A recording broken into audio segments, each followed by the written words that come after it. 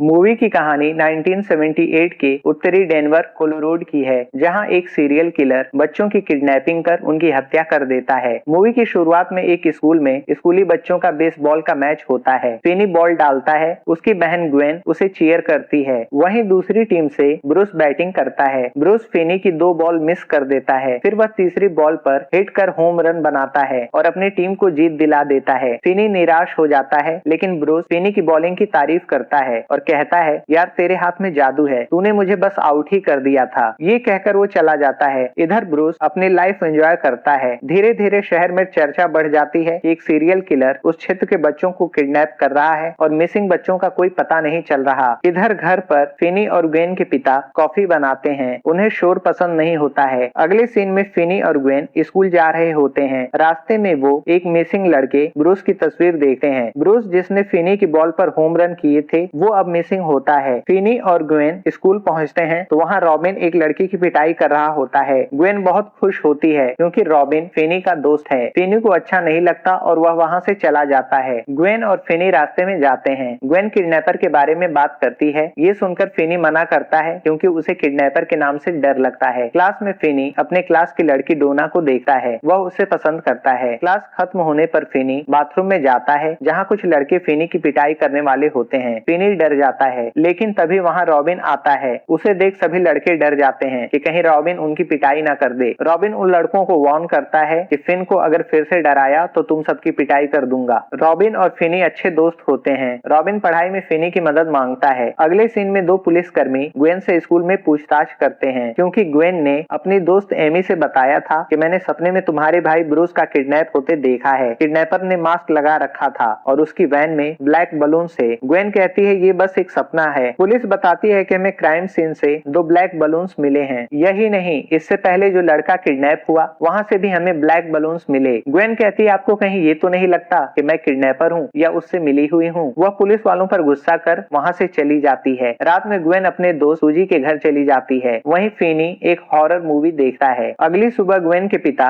Gwen की पिटाई करते हैं। वह कहते हैं कि तेरी वजह से पुलिस वाले मेरे ऑफिस आए और मेरी पूछताछ की। तूने अपने सपने की बात उनसे क्यों बताई? तेरी माँ भी इसी तरह सपने देखती थी और इस पागलपन में उसकी जान चली गई। ग्वेन के पिता ग्वेन की बुरी तरह से पिटाई करते हैं। ग्वेन माफी मांगती है। वहीं फिनी बस देखता रह जाता है। वह डरपोक होता है। वह अपने पिता को रोक तक नहीं पाता। थोड़ी देर बाद ग्वेन फिनी के पास बैठकर रोती है। अगले सीन में किडनैपर एक ब्लैक कार से आता है और रॉबिन का किडनैप कर लेता है। फिनी के पिता को कॉल पर जानकारी मिलती है। वह फिनी से बताते हैं कि रॉबिन का किडनैप हो गया है। फिनी काफी दुखी होता है। ग्वेन फिनी को हिम्मत देती है। फिनी ग्वेन से कहता है कि तू सपने के माध्यम से रॉबिन का पता ढूंढ ताकि हम किडनैपर को ढूंढ कर रॉबिन को बचा सकें। ग्वेन कहती है सपना मेरे बस में नहीं है, वो अचानक ही आता है। ग्वेन रूम में जाकर जीसस से प्रार्थना करती है कि मुझे रॉबिन का सपना देखना है ताकि वह रॉबिन को ढूंढ सके। अगली सुबह पुलिस ग्वेन से पूछताछ करती है। इधर रॉबिन के ना होने का फायदा उठाकर स्कूल के लड़के फिनी की पिटाई करते हैं। तभी ग्वेन उसे बचाती है, लेकिन दोनों को काफी चोट लग जाती है। स्कूल में डोना फिनी से बात करती है। रास्ते में ग्वेन फिनी का मजा लेती है कि तुम्हारी दोस्त डोना है, वह तुम्हें पसंद करती है। ग्वेन कहती है आज फ्राइडे है, मैं अपनी दोस्त सूजी के यहाँ रुकूंगी। थोड़ी देर बाद रास्ते में एक व्यक्ति कुछ सामान गिरा देता है। वह फिनी से मदद मांगता है। फिनी मदद करता है। तभी फिनी देखता है कि गाड़ी में ब्लैक बलून्स हैं। वह समझ जाता है कि यह किडनैपर है। फिनी भागना चाहता है पर किडनैपर उसे पकड़ लेता है। दोनों के बीच हाथापाई होती है। फिर किडनैपर फिनी को बेहोश कर देता है और उसे अपनी कार में लेकर वहां से चला जाता है। अगले सीन में फिनी किडनैपर के यहाँ होता है। किडनैपर उसे बेसमेंट में रखता है। वह फिनी पर नाराज होता है क्योंकि फिनी के पेन की वजह से उसे चोट लग गई होती है। वह फिनी से कहता है अच्छे से रहेगा तो मैं तुझे कुछ नहीं करूंगा। वह फिनी से कहता है मुझे फोन की घंटी सुनाई दी, तुझे सुनाई दी क्या? फिनी कहता है नहीं। फिर किडनैपर वहां से सीढ़ियों से ऊपर चला जाता है। फिनी पूरे बेसमेंट को ध्यान से देखता है। वह फोन ट्राई करता है पर फोन का तार कट होता है। फिनी सो जाता है। इधर ग्वेन के डैड ग्वेन को कॉल कर बताते हैं कि फिनी मिसिंग है। ग्वेन दौड़कर सूजी के यहाँ से अपने घर आती है, जहाँ वह ईश्वर से प्रार्थना करती है कि उसका भाई फिनी जल्द मिल जाए। इधर फिनी को फोन से रिंग की आवाज आती है। वह कॉल उठाता है पर दूसरी साइड से आवाज नहीं आती। इस पर किडनैपर कहता है कि फोन काम नहीं करता। फिनी कहता है मैं शोर मचाऊंगा। इस पर किडनैपर बताता है कि ये बेसमेंट साउंड प्रूफ है। फिनी के पूछने पर किडनैपर कहता है कि मैंने किडनैप बच्चों को मारा क्योंकि उन्होंने मेरी बात नहीं सुनी। किडनैपर वहां से चला जाता है। उसके जाने के बाद फिनी शोर मचाता है पर बेसमेंट सचमुच साउंड प्रूफ होता है। है। फिनी बाहर निकलने की कोशिश करता है पर सफल नहीं हो पाता है। थोड़ी देर बाद वहाँ किडनैपर आता है। फिनी किडनैपर से खाना मांगता है। किडनैपर वहाँ से चला जाता है। थोड़ी देर में फोन रिंग करता है। फिनी कॉल रिसीव करता है तो एक लड़का बताता है, मुझे अपना नाम याद नहीं क्योंकि मैं मर चुका हूँ। तुम्हारा नाम फिनी है, मैं तुम्हें जानता हूँ, मैं तुमसे मिल चुका हूँ, तुम्हारे हाथ में जादू है, तुमने मुझे आउट ही कर दिया था। ये सुन फिनी कहता है, तुम ब्रूस एमांडा हो। लड़का कहता है शायद। फिनी कहता है, तुम्हें भी फोन सुनाई दिया था? ब्रूस कहता है हाँ। किडनैपर को भी सुनाई देता है पर वह यकीन नहीं करता। ब्रूस फिनी को बताता है कि बेसमेंट में एक हिस्सा कच्चा है, वहाँ टाइल्स आसानी से निकल जाएंगी, तुम गड्ढा कर वहाँ से बाहर निकल सकते हो। मेरे पास इतना समय नहीं था पर तुम्हारे पास है। फिनी वहाँ गड्ढा करना शुरू करता है। वहीं ग्वेन को फिनी के बारे में सपना आता है कि वो किडनैपर के घर से भागने की कोशिश कर रहा है। ग्वेन उस इलाके के ऐसे घर की खोज करती है। इधर फिनी गड्ढा करता है और मिट्टी को कमोड में फ्लश करता है। स्कूल में सभी मिसिंग बच्चों के बारे में सोचते हैं। अगले सीन में किडनैपर फिनी को खाना खाने को देता है। किडनैपर खाना रखकर वहाँ से चला जाता है। फिनी उसके जाने के बाद दरवाजा खोलकर ऊपर जाना चाहता है। तभी फिनी को फोन आता है। फिनी कहता है ब्रूस। इस पर लड़का बताता है कि मैं ब्रूस नहीं हूँ, मैं न्यूज़पेपर बांटा करता था। फिनी कहता है बिली, मैंने अखबार में तुम्हारे मिसिंग होने की खबर देखी थी। बिली बताता है कि किडनैपर ने जानबूझकर दरवाजा खुला रखा है, अगर तुम ऊपर गए तो वह बेल्ट लेकर बैठा है। मैंने भी भागने की कोशिश की थी तो उसने बेल्ट से मेरी पिटाई की। उसने तब तक मेरी पिटाई की जब तक मैं बेहोश नहीं हो गया। यकीन करो बहुत दर्द होता है। फिनी धीरे से ऊपर जाकर देखता है। वो देखता है कि किडनैपर हाथों में वाकई बेल्ट लेकर बैठा है। वह डर कर नीचे चला आता है। वह जल्दी जल्दी खाना खाता है। इधर ग्वेन स्कूल में सोती है। बिली कॉल कर फिनी को बताता है कि दीवार में एक जगह तार है, तुम उसका इस्तेमाल कर खिड़की से बाहर जा सकते हो। इधर ग्वेन सपने में बिली को न्यूज़पेपर बांटते देखती है और उसे किडनैप होते हुए भी। वह किडनैपर को उसके घर के बाहर देखती है जहां वह बच्चों को रखता है। ग्वेन ये देखकर जग जाती है। इधर फिनी तार को दीवार के पास से निकालता है। फिर कई कोशिशों के बाद वह खिड़की से तार को फंसाकर चढ़ाई करता है पर वह खिड़की को लेकर गिर जाता है। इधर ग्वेन अपने पिता से बताती है कि मैंने सपने में फिनी को देखा है जहां किडनैपर ने उसे रखा है। ग्वेन के पिता उसका यकीन नहीं करते पर फिनी को ढूंढने के नाम पर वो तैयार हो जाते हैं। रात को ग्वेन अपने पिता के साथ वहां के इलाके के घरों की जांच करती है। इधर पुलिस मैक्स नाम के व्यक्ति के घर पहुंचती है। मैक्स पुलिस को बताता है कि मैंने किडनैपर पर सर्च किया है, उसके पास जरूर गैराज होगा और वो यहीं कहीं रहता होगा। पुलिस के पूछने पर मैक्स बताता है कि मैं कुछ ही दिन पहले यहाँ आया हूँ, यहाँ मैं अपने भाई के साथ रहता हूँ। पुलिस पूछताछ कर वहाँ से चली जाती है। यहाँ देखने को मिलता है कि मैक्स के घर के नीचे ही फिनी बेसमेंट में है। फिनी दोबारा गड्ढा करता है और गड्ढे पर डोर मैट रख देता है। थोड़ी देर में वहाँ किडनैपर आता है। किडनैपर फिनी का नाम पूछता है। इस पर फिनी झूठ बोलता है। किडनैपर अखबार फेंकता है और कहता है तुम्हारा नाम फिनी है। ये कहकर किडनैपर वहाँ से चला जाता है। तभी फोन की घंटी बजती है। इस बार कॉल ग्रिफिन करती है। वह बताती है कि किडनैपर सो नहीं पा रहा है, वह जल्द ही तुम्हें मार देगा। फिनी कहता है उसने मुझे अभी तक मारा क्यों नहीं। ग्रिफिन कहती है तुम गेम नहीं खेल रहे हो, तुम नॉटी बॉय गेम नहीं खेल रहे हो, इसलिए वह तुम्हें नहीं मार रहा है। वह बताती है कि किडनैपर सो गया है। दरवाजे पर एक लॉक है, उसका एक पासवर्ड है, मैंने दीवार पर वह पासवर्ड लिखा हुआ है। फिनी पासवर्ड देखता है। फिर वह ऊपर जाता है और किडनैपर से बचते हुए लॉक को खोलने की कोशिश करता है। कई कोशिशों के बाद वह लॉक खोल देता है और बाहर सड़क पर भागता है, लेकिन किडनैपर फिनी का पीछा कर पकड़ लेता है और उसे बेहोश कर बेसमेंट में वापस ले आता है। ग्वेन जीसस से मदद मांगती है कि उसे फिनी का सपना देखना है ताकि वह उसे ढूंढ सके। इधर फिनी को हार्पर की कॉल आती है। इस बार कॉल उसे उसके एक कॉलेज के लड़के ने किया होता है। ग्वेन उस लड़के का सपना देखती है और दोबारा उस घर को देखती है जो किडनैपर का होता है। इधर फिनी कहता है तुम हार्पर हो जो मुझे स्कूल में डराते थे। हार्पर कहता है आज तुम्हारी आखिरी रात है, किडनैपर तुम्हें मारने वाला है क्योंकि उसे पकड़े जाने का डर है। हार्पर बताता है कि कमोड के बगल में दीवार को तोड़कर आगे बढ़ो, वहाँ एक फ्रीजर है, वहाँ से निकल जाना। फिनी ऐसा ही करता है। वह दीवार को तोड़ता है और आगे फ्रीजर को हटाकर निकलना चाहता है पर उसकी सारी कोशिशें बेकार हो जाती हैं क्योंकि फ्रीजर का दरवाजा नहीं खुल पाता। फिनी वहाँ बैठकर रोने लगता है। वह समझ जाता है कि वो वहाँ से नहीं निकल पाएगा। तभी फोन रिंग करता है। फिनी कॉल रिसीव करता है। इस बार कॉल रॉबिन करता है जो फिनी का बेस्ट फ्रेंड था। वह फिनी को रोने से मना करता है। रॉबिन कहता है मैं हर वक्त तेरे साथ था। फिनी कहता है मैं जल्दी तेरे पास आने वाला हूँ। इस पर रॉबिन कहता है मुंह बंद रख, तू जिंदा रहेगा और किडनैपर से मेरा बदला भी लेगा। रॉबिन कहता है कि फिन तू हमेशा से फाइटर था, मार खाकर भी कभी तू पीछे नहीं हटा, इसलिए मैं तेरी इज्जत करता था, इसलिए हम दोस्त थे। फिनी कहता है मैं तेरी तरह स्ट्रांग नहीं। रॉबिन कहता है तुझे स्ट्रांग बनना होगा, तू कर सकता है। मैं किडनैपर से नहीं बच सका पर मैं चाहता हूँ तू मेरे और खुद के लिए लड़े। रॉबिन कहता है एक काम काम कर, फोन में मिट्टी भर। फिनी मिट्टी से फोन को हैवी कर देता है। फिर वह रॉबिन के बताने पर वार करने की ड्रिल करता है। कई बार करने पर वह सीख लेता है। इधर ग्वेन किडनैपर का घर ढूंढती है। तभी उसे मारे गए बच्चों की झलक दिखती है और वह डर कर गिर जाती है। तभी ग्वेन उस घर को ढूंढ लेती है जो किडनैपर का होता है। वह पुलिस को कॉल करती है। इधर मैक मैप पर किडनैपर का एड्रेस देखता है। वह पाता है किडनैपर ने बच्चों को उसी के घर में रखा है। वह तेजी से बेसमेंट में जाता है जहाँ वह फिनी को देखता है। फिनी कहता है तुम किडनैपर हो। मैक्स कहता है नहीं, वो मेरा भाई है, पर फिनी नहीं मानता है। तभी मैक्स के सिर पर किडनैपर वार कर उसकी हत्या कर देता है। किडनैपर कहता है फिनी, तुम्हारी वजह से मुझे मेरे भाई को मारना पड़ा। इधर ग्वेन पुलिस को बताती है कि यही किडनैपर का घर है। पुलिस उस घर को घेर लेती है। किडनैपर फिनी को मारने जाता है। तभी फिनी किडनैपर पर हमला कर उसे गड्ढे में गिरा देता है। फिर वह तार की मदद से किडनैपर का गला दबा देता है। वह किडनैपर की पिटाई करता है। फिर तार की मदद से वह किडनैपर का गला घोंट कर हत्या कर देता है। इधर पुलिस को बेसमेंट में मारे गए बच्चों की कब्र मिलती है। वहीं फिनी सड़क के दूसरी छोर के घर से बाहर निकलता है।